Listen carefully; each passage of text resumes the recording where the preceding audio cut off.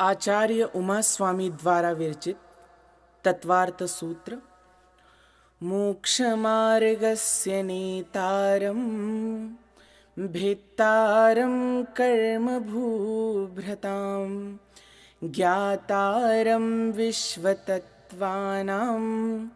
वन्दे तद्गुणलब्धये। त्रैकाल्यं द्रव्यषट्कं नवपदसहितं जीवषट्कायलेशाः पञ्चान्ये चास्तिकाया व्रतसमितिगतिज्ञानचारित्र्यभेदाः। इत्येतन्मोक्षमूलं त्रिभुवनमहितैः प्रोक्तमर्हद्भिरीशैः प्रत्येति श्रद्धधाति स्पृशति च मतिमान् यः स वै शुद्धदृष्टिः। सिद्धे जयप्रसिद्धे च विहाराहणाफलं पत्ते वन्दिता अर्हन्ते वोच्छमाराहणाकमसो। उज्झोवणमुज्झवणं निवाहणं साहणं च निच्छरणं दंसननाणचरितं तवाणमाराहनाभनिया। प्रथम अध्याय। सम्यग् दर्शन ज्ञान चारित्राणि मोक्षमार्गः। तत्वार्थश्रद्धानं सम्यग् दर्शनं तन्निसर्गादधिगमाद्वा जीवाजीवास्रवबन्धसंवरनिर्जरामोक्षास्तत्त्वं नाम स्थापनाद्रव्यभावतस्तन्यासः प्रमाणनयैरधिगमः निर्देशस्वामित्वसाधनाधिकरणस्थितिविधानतः सत्सङ्ख्याक्षेत्रस्पर्शन कालान्तरभावाल्पबहुत्वैश्च मतिश्रुतावधिमनःपर्ययकेवलानि ज्ञानं तत्प्रमाणे आद्ये परोक्षं प्रत्यक्षमन्यत् मतिः स्मृतिः संज्ञा चिन्ताभिनिबोधयित्यनर्थान्तरम् तदिन्द्रियाणीन्द्रियनिमित्तम् अवग्रहेहावायधारणाः बहुविधक्षिप्रानिःसृतानुक्तध्रुवाणां सेतराणाम् अर्थस्य व्यञ्जनस्यावग्रहः न चक्षुरणीन्द्रियाभ्यां श्रुतं मतिपूर्वं द्व्यनेकद्वादशभेदं भवप्रत्ययोऽवधिर्देवनारकाणां क्षयोपशमनिमित्तः षड्विकल्पशेषाणां ऋजुविपुलमतिमनःपर्ययः विशुद्धप्रतिपाताभ्यां तद्विशेषः विशुद्धिक्षेत्रस्वामिविषयेभ्योऽवधिमनःपर्ययोः मतिश्रुतयोर्निबन्धो द्रव्येष्वसर्वपर्यायेषु रूपिष्ववदेः तदनन्तभागे मनःपर्ययस्य सर्वद्रव्यपर्यायेषु केवलस्य एकादीनि भाज्यानि युगपदेकस्मिन्नाचतुर्भ्यः मतिश्रुतावदयो विपर्ययश्च सदसतोर्विशेषाद्यदृच्छोपलब्धेरुन्मत्तवत् नैगमसङ्ग्रहव्यवहारर्जुसूत्रशब्दसमभिरूढैवं भूतानयाः इति तत्वार्थाधिगमे मोक्षशास्त्रे प्रथमोऽध्यायः। द्वितीय अध्याय। औपशमिकक्षायिकौ भावौ मिश्रश्च जीवस्य स्वतत्त्वमौदैकपारिणामिकौ च द्विनवाष्टादशैकविंशतित्रिभेदा यथाक्रमं सम्यक्त्वचारित्रे ज्ञानदर्शनदानलाभभोगोपभोगवीर्याणि च ज्ञानाज्ञानदर्शनलब्धयश्चतुस्त्रिपञ्चभेदाः सम्यक्त्वचारित्रसंयमासंयमाश्च गतिकषायलिङ्गमिथ्यादर्शनाज्ञानासंयता सिद्धलेश्च चतुश्चतुस्त्रेकैकैकैकषड्भेदाः जीवभव्याभव्यत्वानि च उपयोगो लक्षणं सद्विविधोष्टचतुर्भेदः संसारिणो मुक्ताश्च समनस्कामनस्काः संसारिणस्त्रसस्थावराः पृथिव्यप्तेजो वायुवनस्पतयः स्थावराः द्वीन्द्रियादयस्त्रसाः पञ्चेन्द्रियाणि द्विविधानि निर्वृत्त्युपकरणे द्रव्येन्द्रियं लब्धुपयोगौ भावेन्द्रियं स्पर्शनरसनघ्राणचक्षुः श्रोत्राणि स्पर्शरसगन्धवर्णशब्दास्तदर्थाः श्रुतमणीन्द्रियस्य वनस्पत्यन्तानामेकं कृमिपिपीलिका भ्रमरमनुष्यादीनामेकैकवृद्धानि संगिणः समनस्काः विग्रहगतौ कर्मयोगः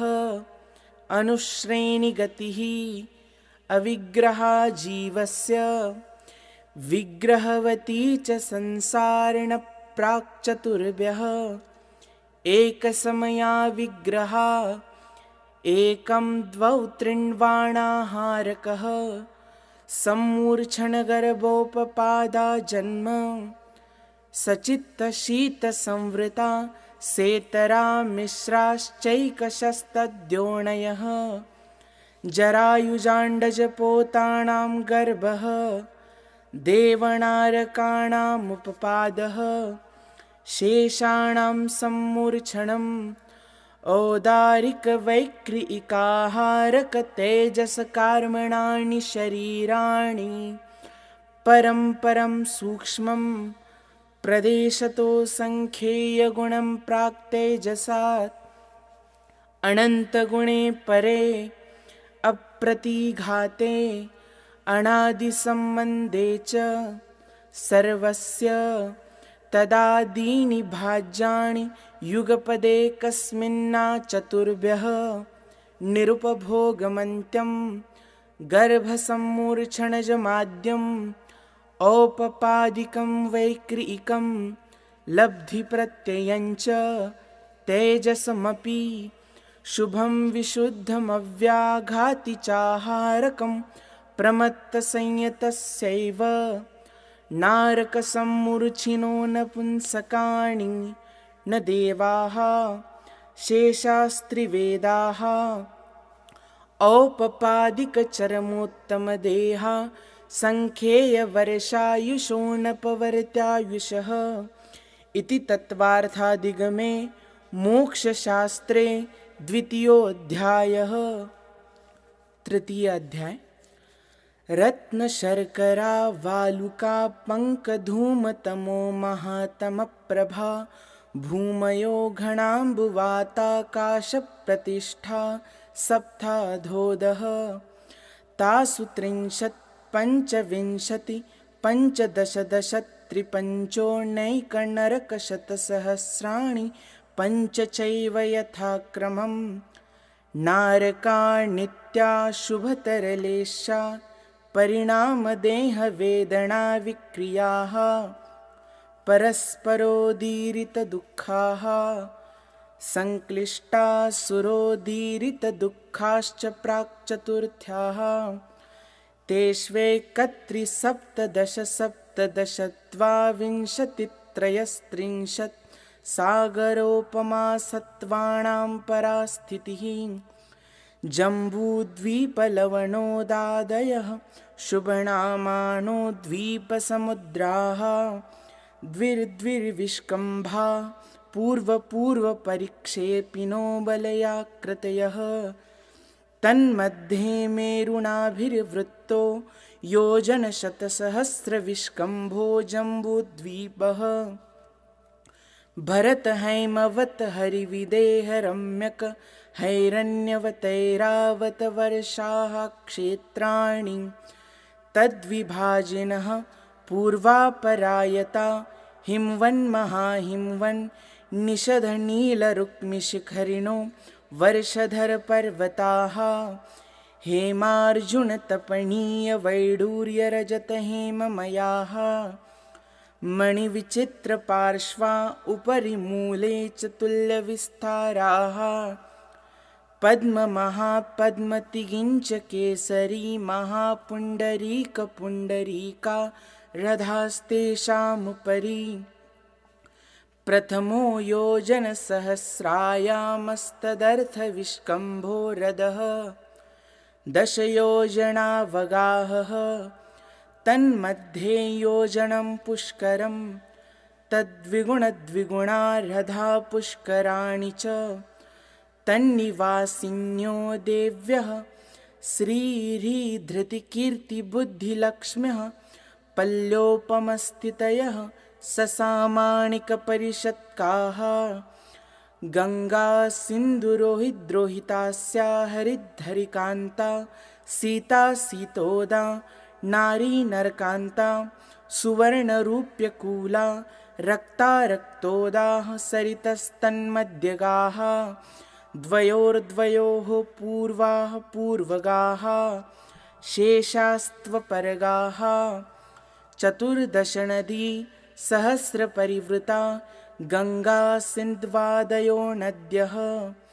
भरतः पञ्चयोजनशतविस्तारः षट्चैकोणविंशतिभागायोजनस्य तद्विगुणद्विगुणविस्तारा वर्षधरवर्षाविदेहान्ताः उत्तरा दक्षिणतुल्याः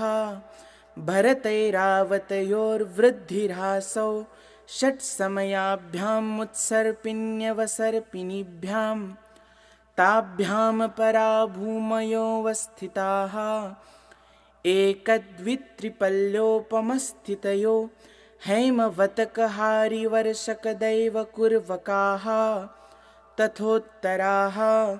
विदेहेषु सङ्ख्येयकालाः भरतस्य विष्कम्भो जम्बूद्वीपस्य 90% द्विर्धातकी खण्डे पुष्करार्धे च प्राङ्मानुषोत्तरान्मनुष्याः आर्याम्लेच्छाश्च भरतैरावतविदेहा कर्मभूमयोऽन्यत्र देवकुरुत्तरकुरुभ्यः दृष्टितिपरावरे त्रिपल्योपमान्तरमुहूर्ते तिर्यग्योनिजानाञ्च इति तत्त्वार्थाधिगमे मोक्षशास्त्रे तृतीयोऽध्यायः। चतुर्थ अध्याय। देवाश्चतुर्निकायाः आदितस्त्रिषु पीतान्तलेशाः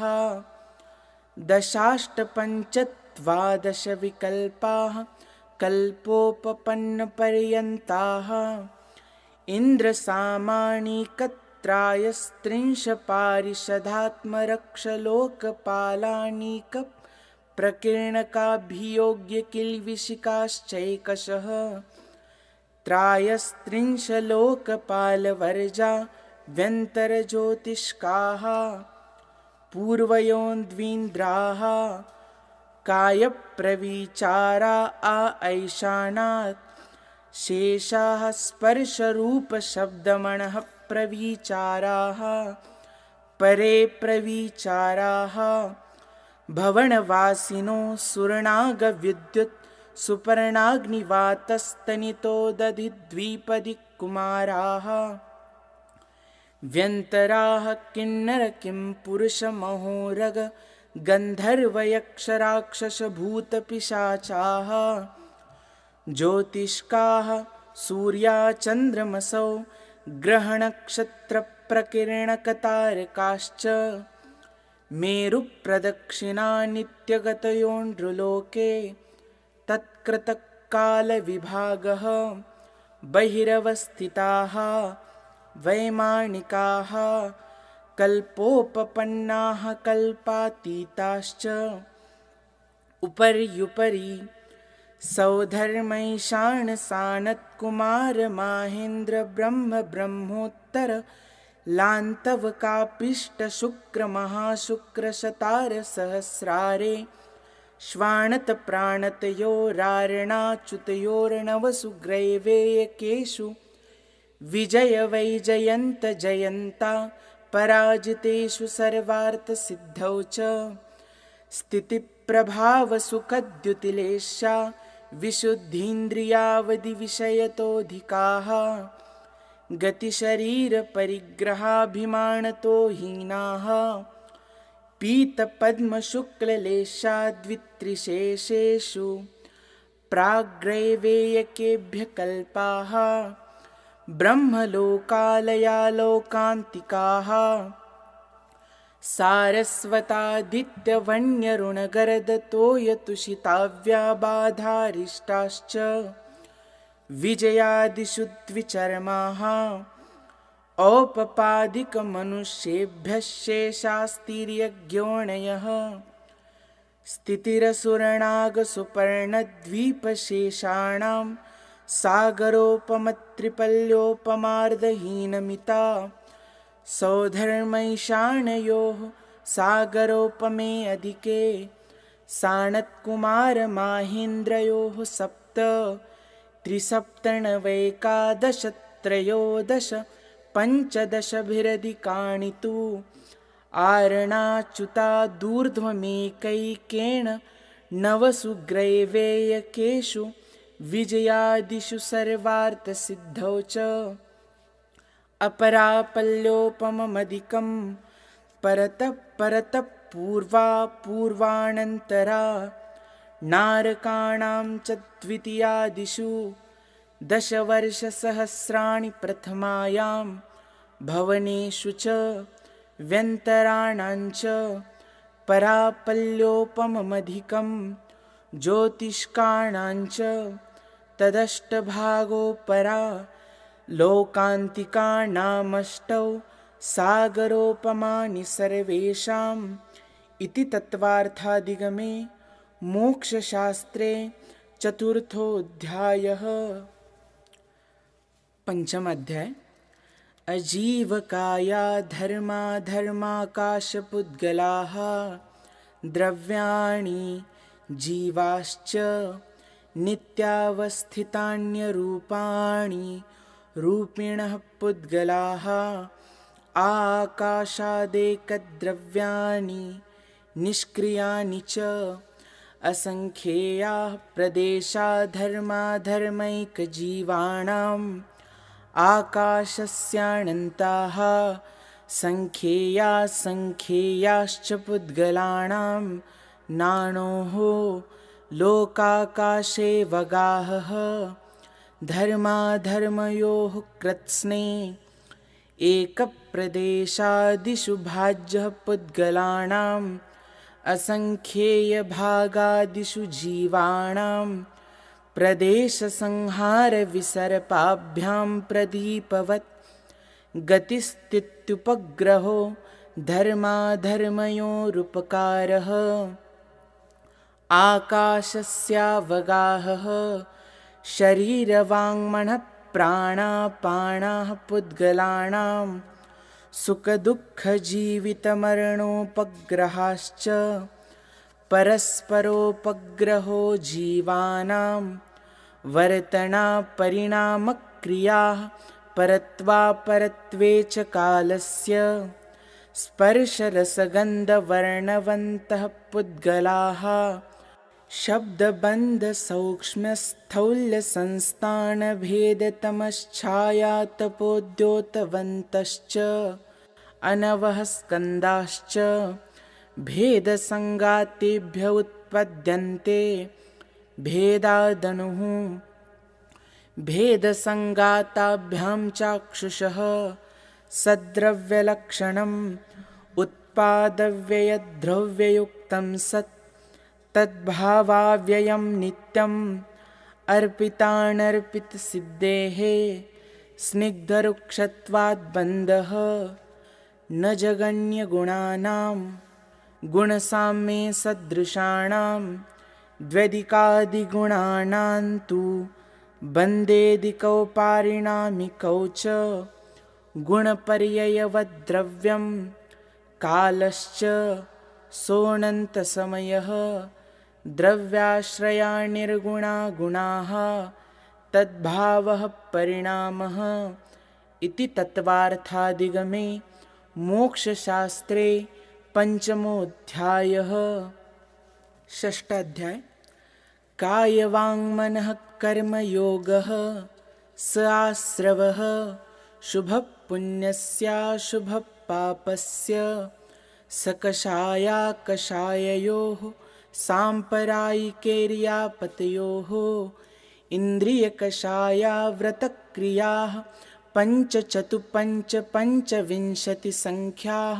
पूर्वस्य भेदाः तीव्रमन्दज्ञाताज्ञातभावाधिकरणवीर्यविशेषेभ्यस्तद्विशेषः अधिकरणं जीवाः आद्यं सव्रम्भसमारम्भारम्भयोगकृतकारिताणुमत कषायविशेषै स्त्रीस्त्रीस्त्रीश्चतुश्चैकशः निर्वर्तनानिक्षेपसंयोगनिसर्गा द्विचतुर्द्वित्रिभेदाः परं तत्प्रदोषनिन्नवमात्सर्यान्तराया साधनोपघाता ज्ञानदर्शनावरणयोः दुःखशोकतापाक्रन्दणवधपरिदेव नान्यात्मपरोभयस्थान्य सद्वेद्यस्य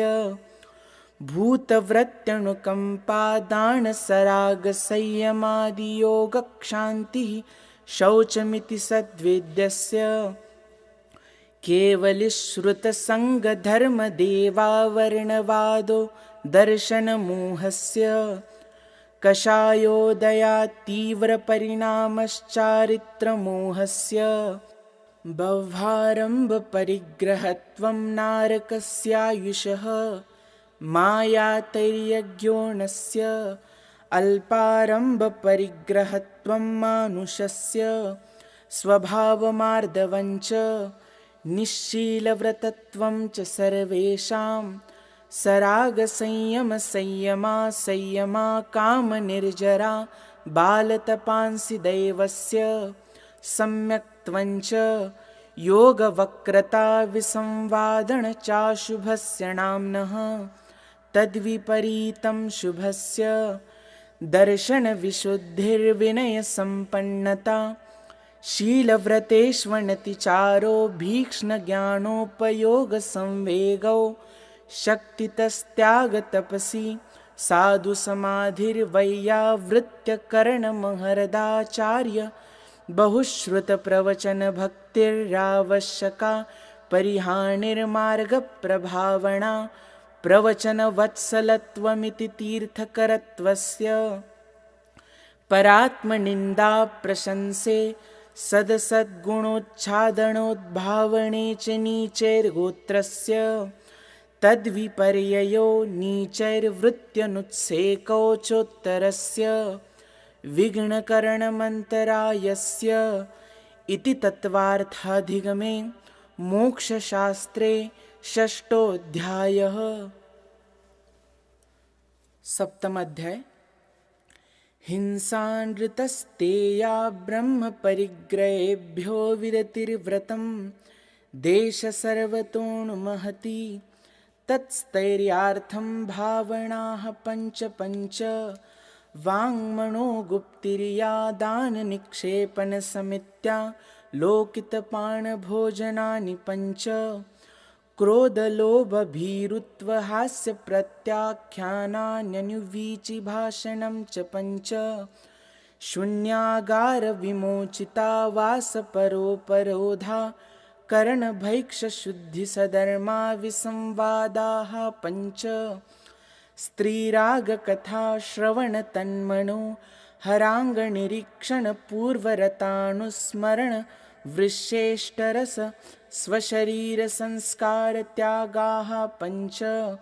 मनोज्ञामनोज्ञेन्द्रियविषयरागद्वेषवर्जनानि पञ्च हिंसादिष्विहामुत्रापायावद्यदर्शनं दुःखमेव वा मैत्रीप्रमोदकारुण्यमाध्यस्थ्यानि च सत्त्वगुणाधिकक्लिश्यमाणा विनयेषु जगत्कायस्वभाववा संवेगवैराग्यार्थं प्रमत्तयोगात् प्राणव्यपरोपणं हिंसा असदभिधानमनृतम् अदत्तादानं स्तेयं मैथुनमब्रह्म मूर्छापरिग्रह निश्शल्यो व्रती अगार्यनगारश्च अनुव्रतो गारी दिग्देशानर्थदण्डविरतिसामायिकप्रोषधोपवासोपभोग परिभोगपरिमाणातिथि संविभागव्रतसम्पन्नश्च मारणान्तिकीं सल्लेखनां जोषिता शङ्काकाङ्क्षा विचिकित्सान्यदृष्टिप्रशंसा संस्तवाः सम्यग्द्रष्टेरतिचाराः व्रतशीलेषु पञ्च पञ्च यथाक्रमं बन्धवदच्छेदातिभारारोपणान्नपाननिरोधाः मिथ्योपदेशरहोभ्याख्यानकूटलेखक्रिया न्यासापहारसाकारमन्त्रभेदाः स्तेन प्रयोगतदाहृता दानविरुद्धराज्यातिक्रम हीनाधिकमानोन्मानप्रतिरूपकव्यवहाराः परविवाहकरणे त्वरिका परिग्रहिता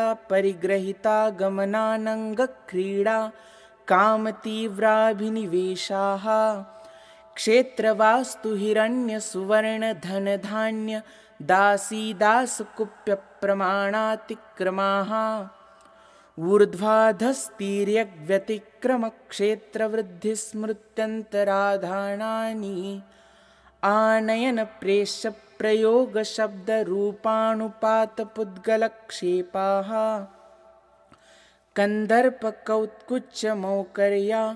समीक्षाधिकरणोपभोगपरिभोगानर्थक्यानि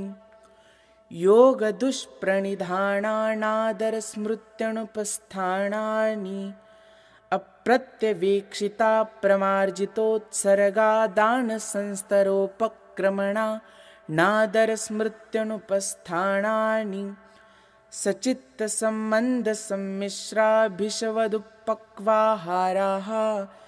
सचित्तनिक्षेपापिधानपरव्यपदेशमात्सर्यकालातिक्रमाः जीवितमरणाशंसा मित्रानुरागसुखानुबन्धनिदानानि अनुग्रहार्थं स्वस्यातिसर्गोदानं विधिद्रव्यदातृपात्रविशेषात् तद्विशेषः इति तत्त्वार्थाधिगमे मोक्षशास्त्रे सप्तमोऽध्यायः। अष्टमाध्याय मिथ्यादर्शनाविरतिप्रमादकषाययोगा बन्धहेतवः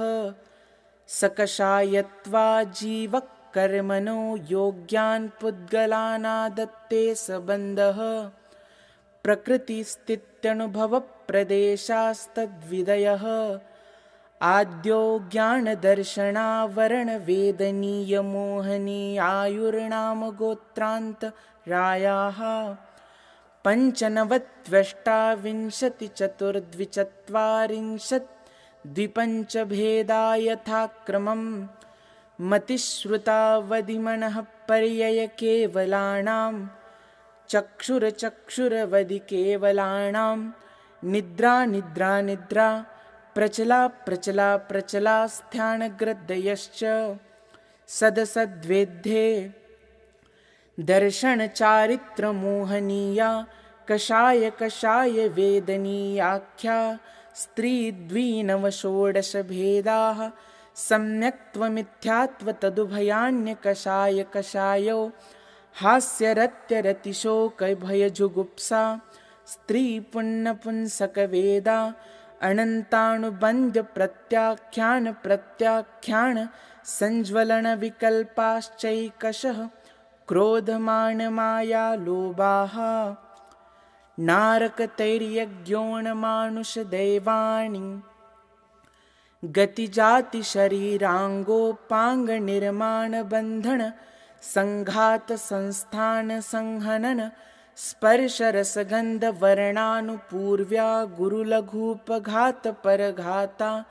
तपोद्योतोच्छ्वासविहायोगतयः प्रत्येकशरीरत्रससुभगसुस्वर शुभसूक्ष्मपर्याप्तिस्थिरादेययशः कीर्तिसेतराणि तीर्थकरत्वं च उच्चैर्नीचैश्च दानलाभभोगोपभोगवीर्याणाम् आदितस्त्रिसृणामन्तरायस्य च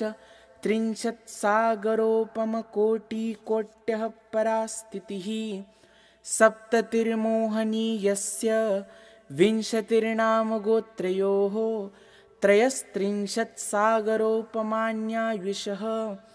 अपरा द्वादशमुहूर्ता वेदनीयस्य नामगोत्रयोरष्टौ शेषाणामन्तर्मुहूर्ता विपाकोऽनुभवः स यथा नाम ततश्च निर्जरा नाम प्रत्ययाः सर्वतो योगविशेषात् सूक्ष्मैकक्षेत्रावगाः स्थिताः सर्वात्मप्रदेशेष्वनन्तानन्तप्रदेशाः सद्वेद्यशुभायुर्नामगोत्राणि पुण्यम् अतोऽन्यत् पापम् इति तत्त्वार्थाधिगमे मोक्षशास्त्रे अष्टमोऽध्यायः। नवमोऽध्याय आश्रवनिरोधः संवरः सगुप्तिसमिति धर्मानुप्रेक्षा परीशः जयचारित्रैः तपसा निर्जरा च सम्यग्योगनिग्रहो गुप्तिः ईर्याभाषैषणादाननिक्षेपोत्सर्गाः समितयः उत्तमक्षमा मार्दवार्जव शौचसत्यसंयमतपस्त्यागा किञ्चन्यब्रह्मचर्याणि धर्मः अनित्या शरणसंसारेकत्वा न्यत्वा शुच्यास्रव संवरनिर्जरा लोकबोधिदुर्लभधर्मस्वाख्या तत्त्वानुचिन्तनमनुप्रेक्षाः मार्गाच्चवननिर्जरार्थं परिशोढव्याः परीशहाः क्षुप्तिपासा शीतोष्णदंशमशकनाग्न्यारतिस्त्री चर्या निषेध्या शय्याक्रोशवदयाचना लाभरोगतृणस्पर्शमलसत्कारपुरस्कार प्रज्ञाज्ञानादर्शनानि सूक्ष्मसाम्पराय छद्मस्तवीतरागयोश्चतुर्दश एकादशजिने बादरसाम्पराये सर्वे ज्ञानावरणे प्रज्ञाज्ञाने दर्शनमोहान्तराययोर्दर्शनालाभौ चारित्रमोहे नाज्ञारतिस्त्रीनिषद्याक्रोशयाचना सत्कारपुरस्काराः वेदनीये शेषाः एकादयो भाज्या युगपदेकस्मिन्नैकोनविंशतेः सामायिकच्छेदोपस्थापना परिहारविशुद्धि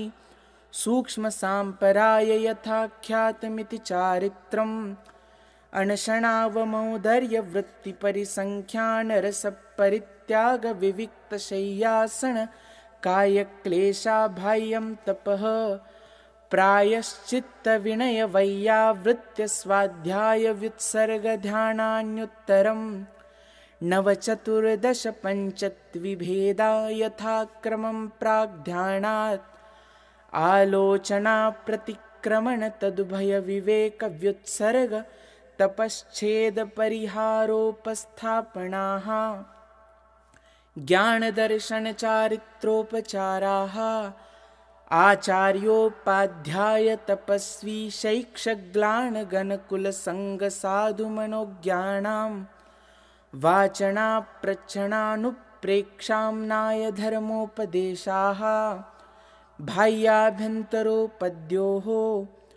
उत्तम संहननस्यैकाग्रचिन्ता निरोधो ध्यानमान्तर मुहूर्तात् आर्तरौद्रधर्म्य शुक्लानि परे मोक्ष हेतुः आर्तम मनोज्ञस्य संप्रयोगे तद्विप्रयोगाय स्मृति समन्वाहारः विपरीतं मनोज्ञस्य वेदनायाश्च निदानञ्च तद्विरतदेशविरतप्रमत्तसंयतानां हिंसानृतस्तेयविषयसंरक्षणेभ्यो रौद्रमविरतदेशविरतयोः आज्ञापाय विपाकसंस्थानविचयाय धर्म्यं शुक्ले चाद्ये पूर्वविदः परे केवलिनः पृथक्त्वैकत्ववितर्कसूक्ष्मक्रियाप्रतिपातिविपरतक्रियानिवर्तीनि त्रेकयोगकाययोगायोगानाम् एकाश्रये सवितर्कविचारे पूर्वे अविचारं द्वितीयं वितर्कः श्रुतं विचारोर्थव्यञ्जनयोगसङ्क्रान्तिः सम्यक् दृष्टिश्रावकविरतानन्तवियोजक दर्शनमोहक्षपकोपशमकोपशान्तमोहक्षपक क्षीणमोहजिनाः क्रमशो सङ्ख्येयगुणनिर्जराः पुलाकबकुशकुशलनिर्ग्रन्थस्नातका निर्ग्रन्थाः संयमश्रुतप्रतिसेवनातीर्थलिङ्गलेशोपपाद स्थानविकल्पतः साध्याः इति तत्त्वार्थाधिगमे मोक्षशास्त्रे नवमोऽध्यायः। दशमोऽध्याय मोहक्षयाज्ञानदर्शनावरणान्तरायक्षयाच्च केवलं बन्धहेत्वभावनिर्जराभ्यां कृत्स्नकर्मविप्रमोक्षो मोक्षः औपशमिकादिभव्यत्वानाञ्च अन्यत्र केवलसम्यक्त्वज्ञानदर्शनसिद्धत्वेभ्यः तदनन्तरमूर्ध्वं गच्छत्यालोकान्तात् पूर्वप्रयोगादसङ्गत्वादबन्धच्छेदात् तथा गतिपरिणामाच्च आविद्यकुलालचक्रवत् व्यपगतलेपालाभुवदेरण्डबीजवदग्निशिखावच्च धर्मास्तिकाया भावात् क्षेत्रकालगतिलिङ्गतीर्थचारित्रप्रत्येकबुद्धबोधित ज्ञानावगाहनान्तर संख्याल्पबहुत्वतः साध्याः इति तत्त्वार्थाधिगमे मोक्षशास्त्रे दशमोऽध्यायः। मोक्षमार्गस्य नेतारं भेत्तारं कर्मभूभृतां ज्ञातारं विश्वतत्त्वानां वन्दे तद्गुणलब्धये कोटिशतं द्वादश चैव कोट्यो लक्षाण्यशीतिस्त्र्यधिकानि चैव पञ्चाशदष्टौ च सहस्रसङ्ख्या मेतच्छ्रुतं पञ्चपदं नमामि अर्हन्तभासि यत्थं गणहरदेवेऽहं गन्थियं सौवं पनमामि भक्तिजुक्तो सुदनानमहो वयं शिरसा अक्षरमात्रपदस्वरहीनं व्यञ्जनसन्धिविवर्जितरेफं साधुभिरत्र मम क्षमितव्यं को न विमुह्यति शास्त्रसमुद्रे दशाध्याये परिच्छिन्ने तत्त्वार्थे पठिते सति फलं स्यादुपवासस्य भाषितं मुनिपुङ्गवै तत्त्वार्थसूत्रकर्तारं गृध्रपिच्छोपलक्षितं वन्दे गणीन्द्रसञ्जात मुमा स्वामी मुनीश्वरं जं सक्कयितं किरयि जं पणसक्कयितहेव सद्दहनं सद्दहमाणो जीवो पावै अजरामरं ठाणं तव यर्णं वयधरणं संयमसरणं च जीवदयाकरणम् अन्ते समाहि मरणं चौविह दुःखं निवारे। इति तत्त्वार्थसूत्रपरिणाम तत्त्वार्थादिगम मोक्षशास्त्रं समाप्तम्।